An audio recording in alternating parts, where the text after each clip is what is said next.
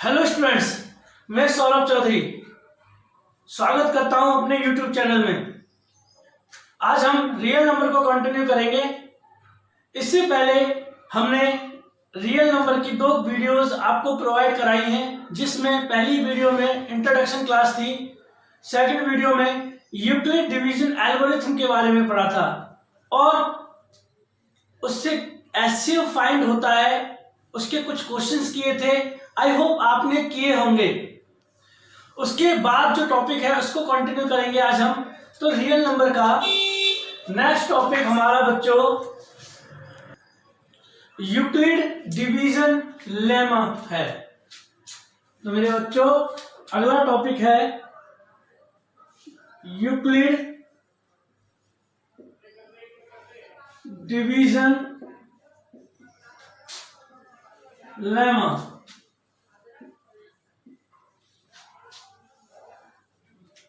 आप लोगों को मैं यूक्लिड डिवीजन एल्गोरिथम में यूक्लिड क्या है, डिवीजन क्या है, इसके बारे में बताया था और एल्गोरिथम क्या है ये सब बताया था। तो इसमें बताने वाली बात सिर्फ लेमा है कि ये लेमा क्या है। तो मेरे प्यारे बच्चों, lemma proven statement used to prove another statement. क्या बच्चों दोबारा से बताना चाहूंगा, proven statement used to prove another statement. तो बच्चों एक ऐसी प्रूव स्टेटमेंट, प्रूव जो पहले से प्रूव हो रखी है, ऐसी स्टेटमेंट जिसके बिहाफ पर हम अनदर कोई स्टेटमेंट को प्रूव करते हैं। जैसे मैं एक एग्जांपल देता हूं, 4 इज डिविजिबल बाय 2। 4 एक 2 से डिविजिबल है एंड 4 इज इवन नंबर। तो 8 इज डिविजिबल बाय, अब देखो 4 2 से डिविजिबल है और 4 एक इवन नंबर है, इसलिए 2 से डिविजिबल है। तो 8 2 से डिविजिबल होगा? यस होगा, क्योंकि 8 भी क्या है बच्चों, एक इवन नंबर है। एक बेसिक सा एग्जांपल लिया था, इस बात को समझेंगे हम जब क्वेश्चंस करेंगे एक्चुअली हो क्या रहा है। देखो बच्चों, हम इसका जो सॉल्यूशंस हैं क्वेश्चंस के, वो हम एक जनरल कंडीशंस के अकॉर्डिंग करेंगे। जनरल कंडीशंस क्या होती हैं, जनरल कैटेगरीज क्या होती हैं कि कोई ऐसी स्टेटमेंट जो प्रूव्ड है, जैसे कोई इक्वेशन है, उस इक्वेशन का यूज करके हम और बाकी जो क्वेश्चन को प्रूव करने के लिए बोला है उसको प्रूव करना होगा। तो कैसे करते हैं, तो इस बात को समझने का प्रयास करते हैं। तो बच्चों, लेट ए बी एनी, एक पैटर्न आप लोगों को बता रहा हूं, इस पैटर्न का यूज करना है। हम ये पैटर्न, कोई भी 2 नंबर है हमारे पास ए एंड बी, हमारे पास ये 2 नंबर है बच्चों ए एंड बी। बी से ए को डिवाइड करना है, बी से ए को डिवाइड करना है, बी से ए को डिवाइड करना है। तो डिवाइड करते समय किस किस बात का ध्यान रखना है, उसको किस तरीके से यूज करना है, तो उसका एक पैटर्न आप लोगों को बता रहा हूं। हर क्वेश्चन में इस पैटर्न को फॉलो करना है। तो देखो, a b any positive integer, let a b any positive integer where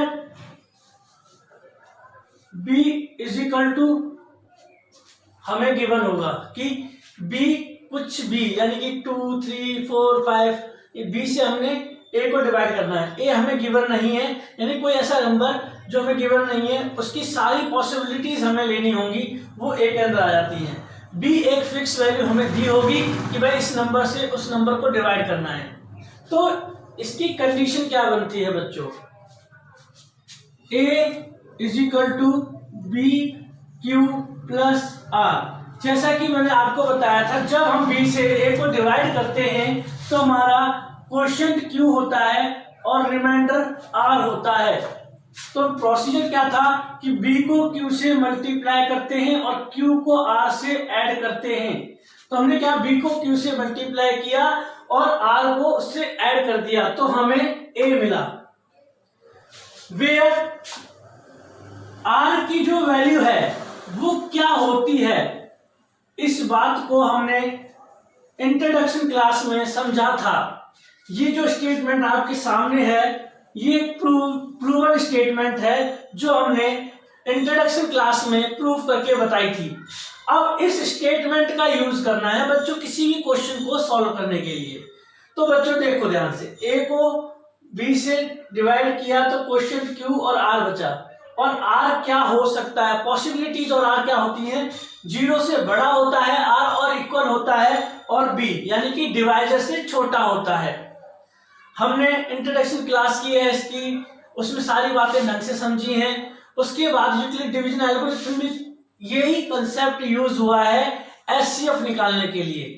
उसमें दोनों नंबर गिवन होते थे बच्चों, और हम एक छोटे नंबर से बड़े नंबर को डिवाइड कर देते थे। हमारा लास्ट में जब रिमाइंडर 0 आता था तो जो नंबर बचता था डिवाइजर, वो हमारा एचसीएफ होता था।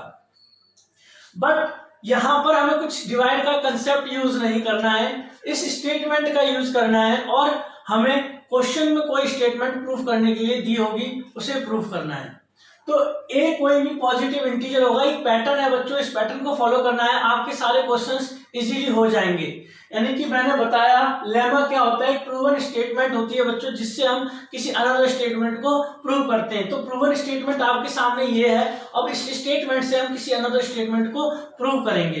तो ये पैटर्न इस तरीके से चलना है, ये लाइन लिखनी है हर क्वेश्चन में, लेमा के क्वेश्चन में इसी लाइन का यूज करना है, a is equal to this, और उसके बाद क्या है, वैल्यू ऑफ r पर फोकस करना है, वैल्यू ऑफ r। तो बच्चों r की वैल्यू 0 से बड़ी और b से छोटी होगी। हम सपोज कर लेते हैं कि सपोज b हमारा 2 है, b हमारा 2 है, तो हम b की वैल्यू यहां रख देते हैं, b हमारा 2 हो गया। तो हमारी r की वैल्यू हमें मिल गई, 0 से बड़ी और इक्वल और 2 से छोटी। तो वैल्यू ऑफ r हो गई बच्चों 0, 1, जिसमें 2 इंक्लूड नहीं करेंगे। तो r की 2 वैल्यू मिली। तो वी गेट r की वैल्यू मिलने के बाद हमने 2 स्टेटमेंट प्राप्त की। पहली स्टेटमेंट क्या होगी बच्चों, a is equal to b क्या हो गया 2, यानी कि 2q प्लस r क्या हो गया बच्चों, पहला 0, पहली स्टेटमेंट। और दूसरी a is equal to 2q plus 1। हमने इंट्रोडक्शन क्लास में इस बारे में भी आपको बताया था, कोई भी नंबर 2 से डिवाइड होता है तो उसके 2 केस बनेंगे, कोई भी नंबर 3 से डिवाइड होता है तो उसके 3 केस बनेंगे, कोई भी नंबर 4 से डिवाइड होता है तो उसके 4 केस बनेंगे, जिसमें रिमाइंडर 0, 1, यानी कि जिस नंबर से डिवाइड हो रहा है वो रिमाइंडर नहीं हो सकता। 3 से डिवाइड होंगे तो 0, 1, 2, 4 से डिवाइड होंगे 0, 1, 2, 3, इस तरीके के केसेस बनेंगे। और क्यों बनेंगे ये आपको इंट्रोडक्शन क्लास में मैंने बताया भी था, नंबर्स को लेकर बताया था। तो बच्चों ये केस बनने के बाद अब हमसे पूछा जाएगा क्वेश्चन में कि इनमें से कौन सा नंबर 2 से डिविजिबल है यानी कि इवन है और कौन सा ऑड है। तो क्लियरली पता चल रहा है कोई भी नंबर 2 से डिवाइड होता है तो वो इवन होता है। इवन यहां पे मैं आपको बताऊंगा, आपने नंबर्स की स्टडी की होगी, इवन नंबर होते हैं डिविजिबल बाय 2, इवन नंबर होते हैं डिविजिबल बाय 2। और ऑड नंबर, ये 2 नंबर की नॉलेज होना बहुत ज्यादा अनिवार्य है। तो ऑड नंबर होते हैं बच्चों नॉट डिविजिबल बाय 2, यानी कि ऑड नंबर होते हैं जो 2 से डिवाइड नहीं होते हैं। तो डिवाइड और ना डिवाइड ना होने का और डिवाइड होने का एक कंसेप्ट है बच्चों, जिसको समझने का प्रयास करते हैं। कोई भी नंबर जैसे 2a प्लस 4q, ये नंबर अगर 2 से डिवाइड है तो इसमें से 2 कॉमन आना बहुत ज्यादा जरूरी है। यदि 2 कॉमन नहीं आता है तो डिवाइड नहीं होगा। 2 कॉमन आ गया यानी कि डिविजिबल बाय 2 है, ये चीज डिविजिबल बाय 2 है, डिविजिबल बाय 2। यदि 2a प्लस 5q, यदि आप इसमें से 2 कॉमन लेते हैं, कॉमन 2 नॉट पॉसिबल, यानी कि इसमें से 2 कॉमन आना पॉसिबल नहीं है, इसलिए ये नंबर नॉट डिविजिबल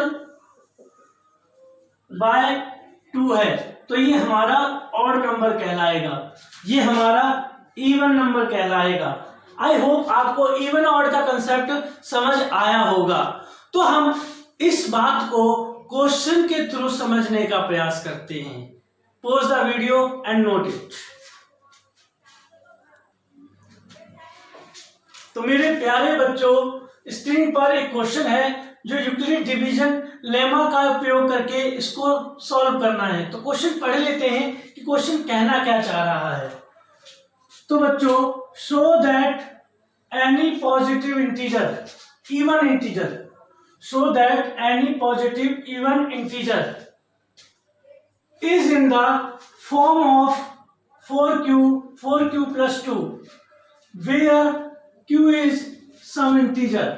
तो बच्चों, इस बात को शो करके दिखाना है कि जो भी इवन इंटीजर होते हैं, कोई भी ऐसे इवन इंटीजर जिनको 4, देखो 4 किसकी जगह पर है, जो हमारी कंडीशन बनती थी बच्चों, a is equal to B Q plus r की फॉर्म की बनती थी, a is equal to B Q plus r की फॉर्म की बनती थी, जिसमें b से हम डिवाइड करते हैं। देखो b की जगह पर 4 है और q अवेलेबल है प्लस में 0 और प्लस में 2, यानी कि इस फॉर्मेट का उपयोग किया जा रहा है। तो मेरे प्यारे बच्चों, अब करना क्या है, जैसा कि मैंने आपको बताया था कि कुछ खास नहीं, जो मैंने आपको पैटर्न बताया उस पैटर्न को फॉलो करना है। जो भी नंबर है वो किसके इक्वल आ रहे थे, ए के, ए, तो उस ए का उपयोग करना है। लेट, सॉल्यूशन कैसे करना है, let a b any positive integer, let a b any positive integer where b is equal to given होगा, जैसा कि मैंने आपको अभी बताया था। तो b क्या होगा बच्चों, b की जगह पर 4 यूज किया जा रहा है, यानी कि b इज इक्वल टू 4 हो गया, यानी कि जो a है उसको 4 से डिवाइड करना है। अगर a को 4 से डिवाइड करेंगे तो पॉसिबिलिटीज क्या बनेंगी, हमारे क्वेश्चन की पॉसिबिलिटीज बनेंगी a is equal to 4q plus r, a is equal to 4q plus r, where r की वैल्यू क्या होगी, 0 से बड़ी और 4 से छोटी। आई होप आपको ये बात समझ आई होगी।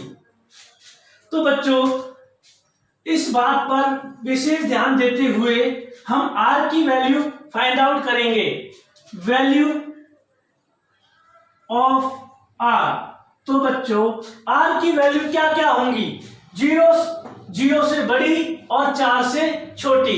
तो पॉसिबिलिटी वैल्यू क्या होगी बच्चों, 0 1 2 3 4 को नहीं लेंगे, 4 से छोटी, तो 0 1 2 3 ये हमारी वैल्यू हो गई।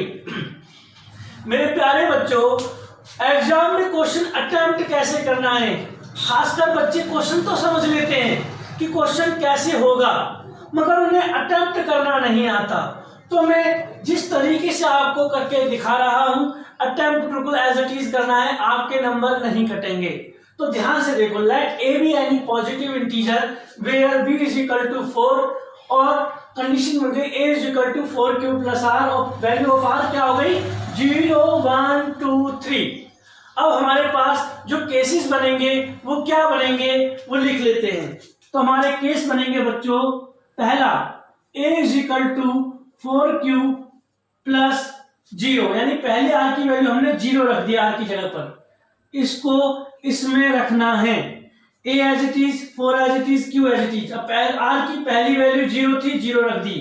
सेकंड केस क्या बनेगा बच्चों, A is equal to 4q plus 1। Third case क्या बनेगा, A is equal to 4q plus 2। Fourth case क्या बनेगा, A is equal to 4q plus 3। तो हमारे चारों केसेस हमारे सामने हैं। तो बच्चों हमें क्या प्रूफ करना था, उस बात पर फोकस करते हैं। कोई भी इंटीजर ए, यानी कि जो हमने माना है ए इंटीजर, कोई भी a integer positive even integer होगा अगर वो इस और इस फॉर्म का होगा। तो ये कौन कौन सी फॉर्म है हमारी, पहली तो बेटा ये रही और दूसरी ये रही, दोनों फॉर्म हमारे पास है।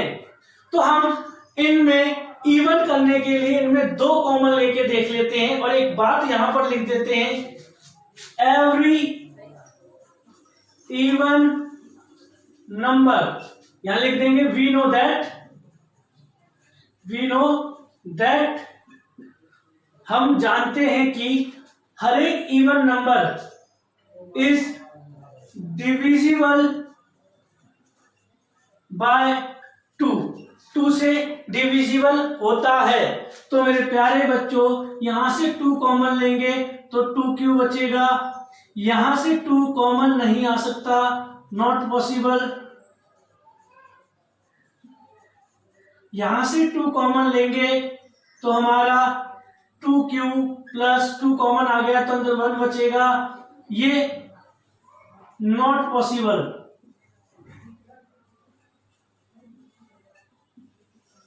तो बच्चों ये दोनों चीजें इवन हो गई प्रूफ। अगर ये इवन प्रूफ हो गई तो लास्ट की एक लाइन हमें लिखनी है, हमारा क्वेश्चन खत्म हो जाएगा। लास्ट की लाइन लिखनी है, हैंस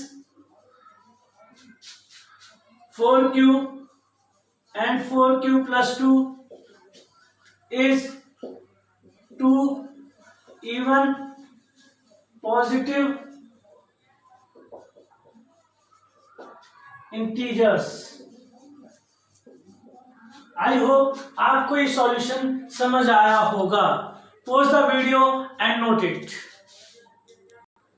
तो मेरे प्यारे बच्चों नेक्स्ट क्वेश्चन करके देखते हैं।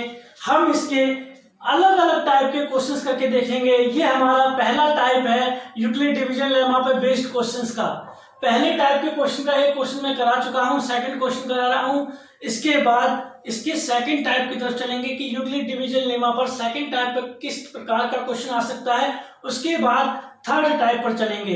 ये वीडियो थोड़ा लंबा होगा तो वीडियो को ध्यान से जरूर देखें, आपको ये टॉपिक 101% समझ आएगा। तो देखते हैं इस क्वेश्चन को कैसे करना है। So that any positive odd integer, अब हमें इससे पहले इवन इंटीजर प्रूफ किया था, अब हमें ऑड इंटीजर प्रूफ करना है।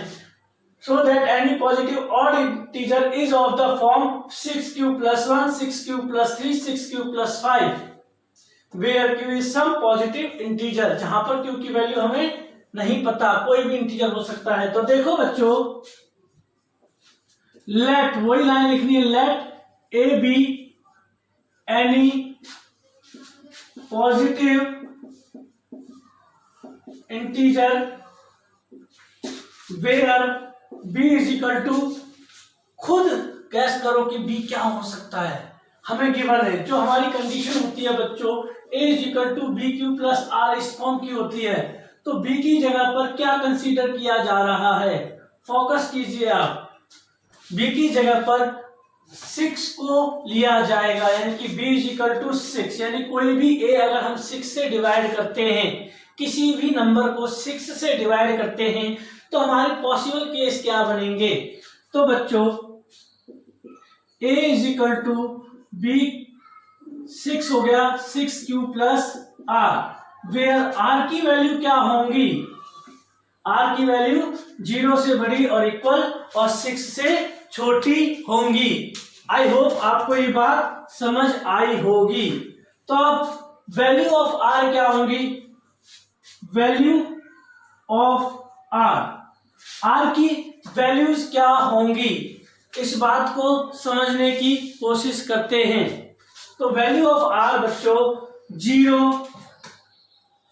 1 2 3 4 5 6 को नहीं लेंगे, 6 से छोटी बोली है तो 0 1 2 3 4 5। अब पॉसिबल केसेस क्या बनेंगे उनको नोट कर लेते हैं। तो हमारा पहला केस बनेगा a is equal to 6q, second बनेगा a is equal to 6q plus 1, यानी कि हमें इस वाले केस में r की वैल्यू फुलफिल करनी है r की जगह पर। तो थर्ड केस बनेगा a is equal to 6q plus 2, fourth case बनेगा a is equal to 6q plus 3 और फिफ्थ केस बनेगा a is equal to 6q plus 4 और सिक्स्थ केस बनेगा a is equal to 6q plus 5। ये हमारे 5 possible cases बनेंगे जिनमें से हमें ऑड पॉजिटिव इंटीजर इनको प्रूफ करना है। और हम जानते हैं कि every odd integer we know that every odd integer is not divisible by 2। कोई भी ऑड इंटीजर 2 से डिवाइड नहीं होता है। तो पहला 2 से डिवाइड हो रहा है, दूसरा 2 से डिवाइड नहीं होता, तीसरा 2 से डिवाइड हो रहा है, 2 कॉमन लिया तो 3q प्लस 1 बचेगा, तीसरा 2 से डिवाइड नहीं होता, चौथा 2 से डिवाइड हो जाएगा, 2 कॉमन आ रहा है इसमें से तो 3q प्लस 2 बचेगा और पांचवा 2 से डिवाइड नहीं होगा। जो केस 2 से डिवाइड नहीं होंगे वो पॉजिटिव ऑड इंटीजर होंगे, यानी कि hence 6q plus 1, 6q plus 3 and 6q plus 5 is odd, positive odd integers। I hope आपको ये बात समझ आई होगी। हमारा सेकंड क्वेश्चन भी हो गया टाइप नंबर 1 पर बेस्ड। टाइप नंबर 1 हम जो पढ़ रहे हो बेटा टाइप नंबर 1 है, यूक्लिड डिवीजन लेमा पर बेस्ड क्वेश्चंस का टाइप नंबर 1। इसके बाद टाइप नंबर 2, टाइप नंबर 3 के क्वेश्चंस की स्टडी भी करेंगे। पहले इसको नोट कीजिए। तो मेरे प्यारे बच्चों ये टाइप नंबर 2 पर बेस्ड क्वेश्चन है। टाइप नंबर 2, यानी कि अब तक हमने यूक्लिड डिवीजन लेमा के 2 पहले टाइप के क्वेश्चन किए थे, अब टाइप नंबर 2 के क्वेश्चन करेंगे। जो पैटर्न मैंने आपको बताया था पैटर्न उसी का यूज करना है, बस बात को थोड़ा बारीकी से समझना है। इसमें कुछ और पूछा है, यूज यूक्लिड डिवीजन लेमा। इस क्वेश्चन में ही बोल दिया कि हमें यूक्लिड डिवीजन लेमा का यूज करना है। उसके बाद बोला to show that the square, बेटे फोकस करने वाली बात है, the show that the square of any positive integer, किसी भी पॉजिटिव इंटीजर का स्क्वायर करने पर is either of the form, वो r 3m और 3m प्लस 1 की फॉर्म में आएगा। यानी कि इस बात को समझने वाली बात है, किसी भी a का, पहले नॉर्मली समझाता हूं, किसी भी a का स्क्वायर करते हैं तो या तो वो 3m बनेगा या वो 3m प्लस 1 बनेगा। और a क्या क्या बन सकता है, अगर किसी नंबर को हम 3m इसकी फॉर्म में लाते हैं, यानी कि हमें b तो मिल गया, b 3 मिल गया। अगर b बच्चों 3 मिल गया तो हमारे केस बनेंगे 3q plus 0, 3q plus 1, 3q plus 2, 3 case बनेंगे। इन तीनों केस का स्क्वायर करने पर, इन तीनों केसेस का स्क्वायर करने पर इस फॉर्म में नंबर्स आने चाहिए। तो कैसे आएंगे, अब क्वेश्चन के थ्रू इसको समझने का प्रयास करते हैं। इट्स वेरी सिंपल मेरे बच्चों, इट्स वेरी सिंपल। तो देखो हमने पहली जो लाइन लिखी थी टाइप नंबर 1 में, उसी लाइन का उपयोग करना है let a be any positive integer, let a be any positive integers, a कोई भी पॉजिटिव इंटीजर हो सकता है, where b is equal to हमने 3 कंसीडर कर लिया। यहाँ पर 3, यहाँ पर जो b लेना है वो इसको देख के ले सकते हैं, जो नंबर है इसको देख के भी ले सकते हैं। और अगर ये 3 की जगह पर कुछ बड़ा नंबर होता, सपोज ये 27 होता, तो हम 27 लेना उचित नहीं समझेंगे, क्योंकि 27 केस बनेंगे जो कि बहुत ज्यादा लेंथी हो जाएगा। तो हम 27 का स्मॉलेस्ट प्राइम फैक्टर लेंगे, तो स्मॉलेस्ट प्राइम फैक्टर 3 हो गया। जैसे अगर ये नंबर 20 होता तो 20 का स्मॉलेस्ट प्राइम फैक्टर 2 लेते। इस तरीके से हमें केस कंसीडर करने हैं, बी को कंसीडर करना है। आई होप आपको समझ आएगा कि बी किस तरीके से लेना है। तो देखो, let a be any positive integer, b is equal to 3, where form जो बनेगी वो a is equal to 3q plus r की बनेगी, where r की वैल्यू क्या होंगी, 0 से बड़ी और इक्वल और 3 से छोटी। तो इस बात को फोकस करते हुए अपने क्वेश्चन को आगे लेकर चलते हैं कि जो केसेस बनेंगे वो कैसे बनेंगे। तो r के ऊपर डिपेंड करते हैं केस, कि r की जगह पर क्या क्या फुलफिल किया जाएगा। तो उसके लिए r की वैल्यू ऑफ r, तो r की वैल्यू बच्चों होंगी 0, 1, 2, ये 3 केस बनेंगे। तो पहला केस बनेगा बच्चों a is equal to 3q, दूसरा केस बनेगा a is equal to 3q plus 1, और तीसरा केस बनेगा a is equal to 3q plus 2। अब इन तीनों केसेस का बच्चों स्क्वायर करना है और 3m और 3m प्लस 1 के फॉर्म में लेकर आना है। तो बहुत सिंपल है, बस ध्यान से सुनिए।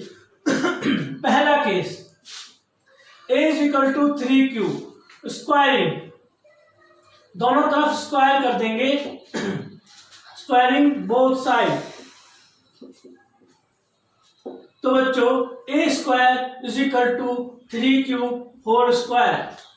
अब स्क्वायर करने के बाद जो रिजल्ट आया मेरे बच्चों वो 9q स्क्वायर आएगा। 3 का स्क्वायर 9, q का स्क्वायर q स्क्वायर।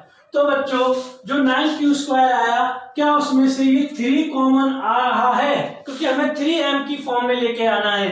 तो 3 कॉमन आ रहा है, 3, तो बचा क्या, 3 3 जा 9, 3 बचा और q स्क्वायर बचा। जो ये अंदर वैल्यू बची, इसको क्यों ना हम m के रूप में कंसीडर कर लें।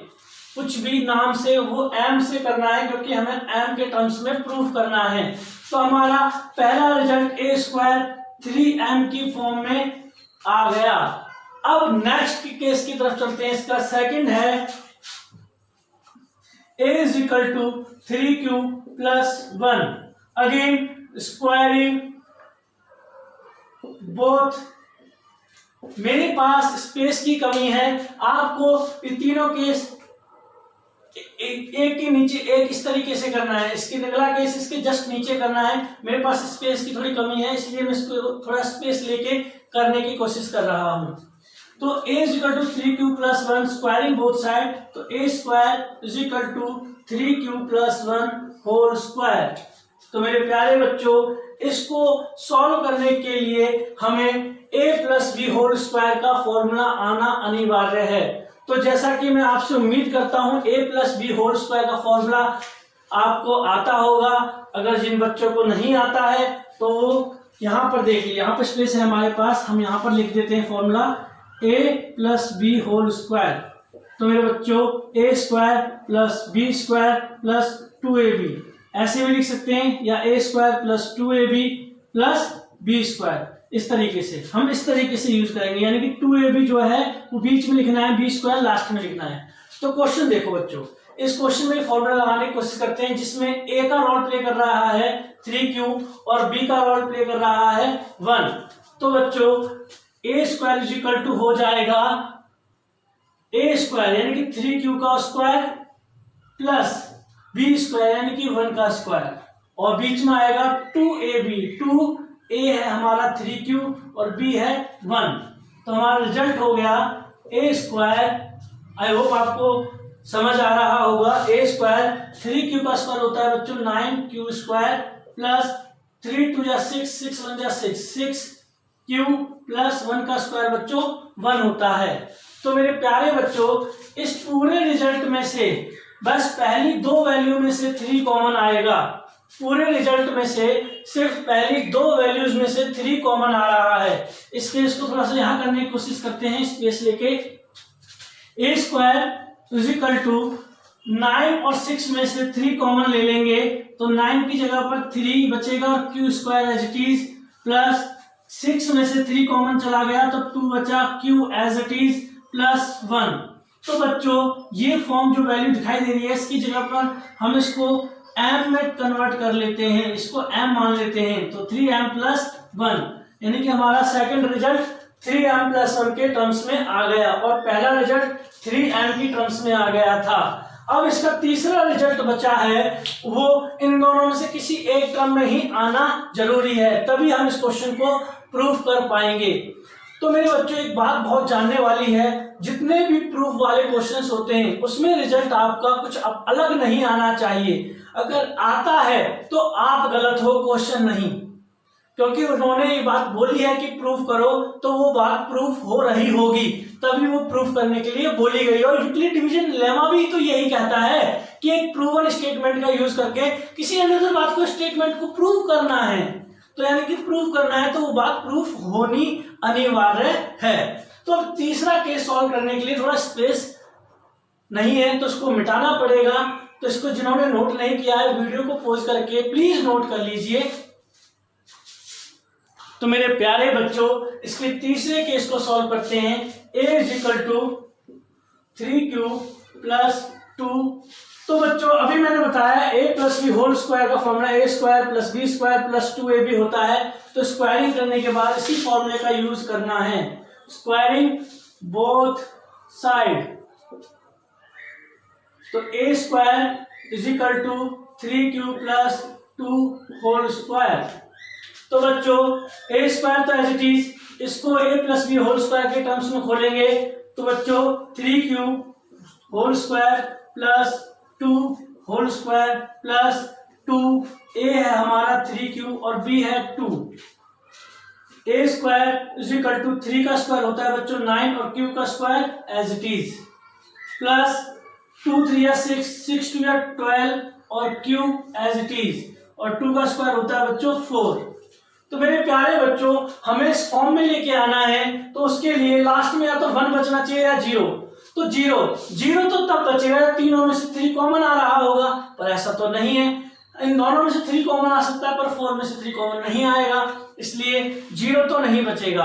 अब बात आती है लास्ट में 1 बचना चाहिए। उसके लिए हम एक वर्क कर सकते हैं, ए स्क्वायर इस स्टेटमेंट को लिख सकते हैं 9q square plus 12q plus 4 को हम ब्रेक कर देंगे 3 प्लस 1 में। लास्ट में 1 रखने के लिए हमने इसको 3 प्लस 1 में ब्रेक कर दिया। अब देख सकते हैं कि 3 रिजल्ट में से 3 कॉमन आ रहा है और प्लस 1 बचा हुआ है। तो इस बात को ऊपर करने की कोशिश करते हैं, देखो ध्यान से। ए स्क्वायर इज इक्वल टू, हमने इन तीनों में से 3 कॉमन ले लिया तो 3 कॉमन लिया तो यहाँ पर 3 और Q square as it is, 3 common लिया तो 4 और q as it is plus 3 common लिया तो 1, 3 कॉमन ले चुके हैं और प्लस में क्या बचा हुआ द रिजल्ट 1। तो मेरे बच्चों a square is equal to 3 as it is, इस पूरे रिजल्ट को क्यों ना हम m मान लें और प्लस में 1 है तो हमारा नेक्स्ट रिजल्ट भी 3m प्लस 1 के टर्म्स में आ गया। आई होप ये क्वेश्चन आपको समझ आया होगा। इस प्रकार का एक क्वेश्चन एनसीईआरटी में भी दिया हुआ है। एनसीईआरटी आप खोलोगे उसमें क्वेश्चन आपको मिलेगा 1.1 में। तो अब हम टाइप नंबर 3 की तरफ चलते हैं, या एक क्वेश्चन और करके देख लेते हैं, इसका और अच्छा क्लियर हो जाएगा। एनसीईआरटी का ये क्वेश्चन है जिसको हम करने का प्रयास करते हैं, इसको नोट कीजिए। तो बच्चों मैं सोच रहा हूं कि टाइप नंबर 2 का वो जो क्वेश्चन है 1.1 का, वो उससे क्या होगा कि आप जो क्वेश्चन करोगे अगर आपसे नहीं हुआ एटलीस्ट आपने ट्राई तो किया। उस ट्राई करने के बाद जब उस क्वेश्चन को आप मेरे पास मुझे व्हाट्सएप नंबर पर पूछोगे या कमेंट करके क्वेश्चन को पूछोगे, जब मैं इसको समझाऊंगा तो क्वेश्चन बेहतरीन तरीके से आपको समझ आएगा। एक्चुअली क्या है ना कि जब मैं कोई भी टीचर किसी बच्चे को एक टॉपिक करा देता है, उसके बाद बोलता है कल मैं उस टॉपिक को कराऊंगा, 2 बच्चे, सपोज करो 2 बच्चे, दोनों बच्चे घर गए, अगले दिन वो आए, एक बच्चा क्या उसको पढ़ के आया टॉपिक को, एक बच्चा बिना पढ़े आया, दोनों इंटेलिजेंट हैं, डफर कोई नहीं है, मगर उनकी अंडरस्टैंडिंग में फर्क क्या आएगा जब दोनों बच्चे क्लास में आएंगे।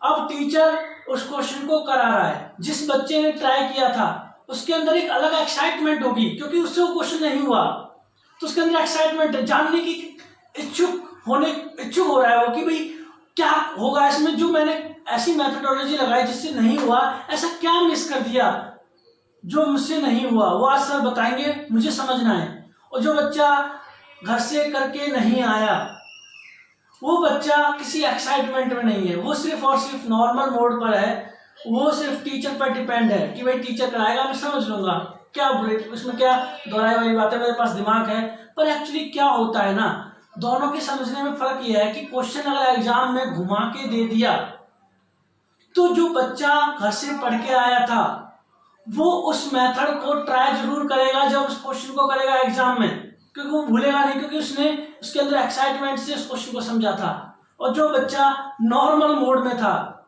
वो हो सकता है भूल जाए। तो इस तरीके से अपने दिमाग को बैलेंस करके रखना है, टीचर से एक क्लास आगे चलना है, उससे बेनिफिट आपको होगा, मुझे नहीं, मर्जी आपकी है और क्वेश्चन मेरा है जो मैं आपको अब कराऊंगा। तो ये क्वेश्चन बेटा टाइप नंबर 3 पर बेस्ड है और बहुत ज्यादा इंपॉर्टेंट है मेरे बच्चों, बहुत ज्यादा इंपॉर्टेंट है, एग्जाम में भी आ भी जाए, 99.9% इंपॉर्टेंट है ये बच्चों, मैं कह रहा हूं ध्यान से सुनिए, ये क्वेश्चन एग्जाम में आ सकता है और इस बार स्टैंडर्ड वाले एग्जाम में 100% भी हो सकता है कि आ जाए, और बेसिक वालों में तो मैं गारंटी लेता हूं नहीं आएगा, लिख लो नहीं आएगा, बेसिक जो कर रहे हैं वो बेशक इसको समझने की कोशिश भी ना करें क्योंकि नहीं आएगा। इसका एक अच्छा अपना लेवल है पर कंसेप्ट वही है, यूक्लिड डिवीजन लेमा। तो देखो कैसे करना है, बात समझने की कोशिश करो। सो दैट द नंबर, अब तक जो नंबर थे उसमें बी गिवन होता था, इसमें हमें नंबर ही गिवन है कि जो ए हम लेते थे ना बच्चों, ए वो अब एन के टर्म्स में गिवन है, या तो वो एन होगा या वो n+2 होगा या n+4 होगा, और वो only one of them is divisible by 3, यानी कि इन तीनों में से कोई एक ही नंबर 3 से डिविजिबल होगा, यानी कि एक ही केस डिविजिबल होगा एक नंबर से। तो देखो क्वेश्चन के थ्रू समझने का प्रयास करते हैं कि एक्चुअल हो क्या रहा है। अब तक हम जो लेते थे ए लेट करते थे, अब हमें ए गिवन है तो हम लेते हैं एन इज एनी, क्योंकि अब इसको लेट करके नहीं लिख सकते क्योंकि एन हमें गिवन है, N is any positive integer, N is positive integer where b is equal to 3, क्योंकि हमें 3 गिवन है, n is any positive integer b is equal to 3, जो फॉर्म बनेगी वो a के टर्म्स में बनती थी, अब n is equal to bq plus r बनेगी, जहां पर b क्या है मेरे बच्चों 3, b है 3, तो r की जो वैल्यू होंगी 0 से बड़ी और 3 से छोटी होंगी। तो अब हम वैल्यू ऑफ r लिखने वाले हैं, कंसेप्ट वही चल रहा है, बस हमने एक ही जगह पर n ले लिया है क्योंकि हमें गिवन है। तो बच्चों अब क्या करना है, वैल्यू ऑफ r लिखनी है, वैल्यू ऑफ r लिखनी है 0 1 2, ये 3 वैल्यू होंगी r की, जिससे हमारे केसेस बनेंगे। केसेस क्या बनेंगे मेरे बच्चों, n is equal to 3q plus 0, second n is equal to 3q plus 1, और तीसरी बेटा n is equal to 3q plus 2 होगी। अब क्या है कि इन तीनों वैल्यूज को हमें इन केसेस के अंदर डाल के दिखाना है। कोई भी एक केस 3 से डिविजिबल होगा, तीनों नहीं होंगे। ये क्वेश्चन में प्रूफ करना है। तो हमारा पहला केस है बच्चों n। तो n इजिकल टू हमें तीनों केस डालने हैं। हमने पहला n में 3q डाला, फिर हमने 3q प्लस 1 डाला, फिर हमने 3q प्लस 2 डाला, जो कि हमें दिखाई दे रहा है इन दोनों में से बस ये एक नंबर है जो 3 से डिवाइड होगा, क्योंकि 3 कॉमन है इसमें। It's divisible by 3। ये नॉट डिविजिबल होगा, ये नॉट डिविजिबल होगा, यानी कि 3 केस में से कोई एक डिविजिबल होगा, वन ऑफ देम। तीनों में से कोई एक डिविजिबल होगा। तो 3q डिविजिबल है पहले केस में। सेकंड है हमारा n+2। सेकंड है बच्चों n+2। तो अब n की जगह पर ये 3 वैल्यू डालनी है। पहली हम डालेंगे 3q और प्लस में है बच्चों 2।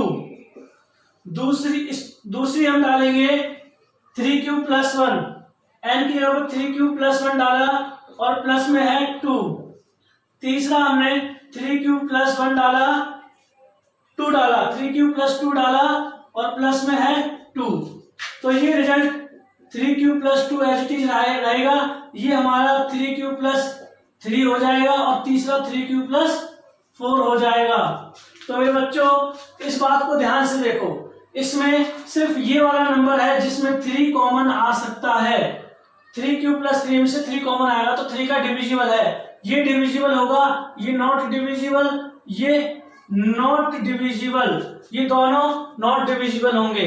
तो हमने ये बात ध्यान से समझ ली। अब इसका तीसरा केस है बच्चों n+4।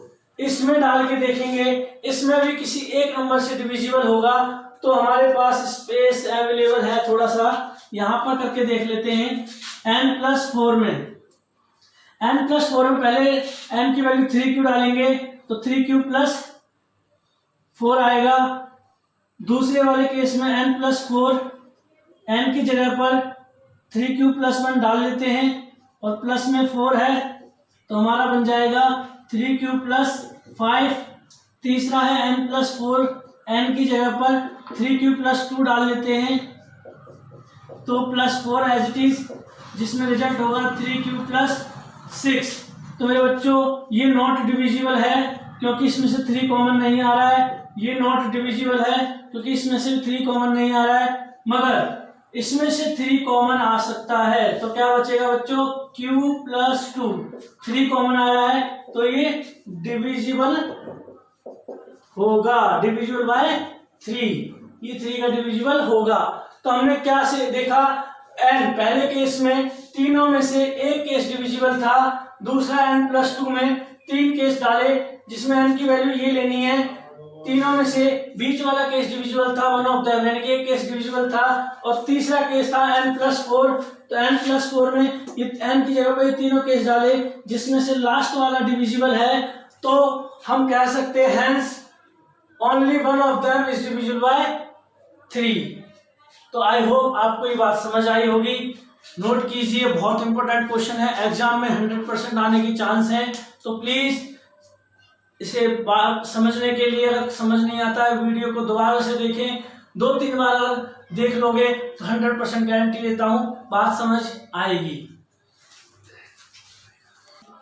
अंत में आपसे सिर्फ इतना कहूंगा, वीडियो को सब्सक्राइब जरूर कीजिए। जिन्होंने लाइक नहीं किया है, डिसलाइक नहीं किया है, वो लाइक या डिसलाइक कीजिए। और जो भी क्वेश्चन पूछना है प्लीज कमेंट कीजिए। कोई भी डाउट है तो कमेंट कीजिए। मेरा व्हाट्सएप नंबर आपके सामने स्क्रीन पर है, इस नंबर पर अपने क्वेश्चन पूछिए। बस आपसे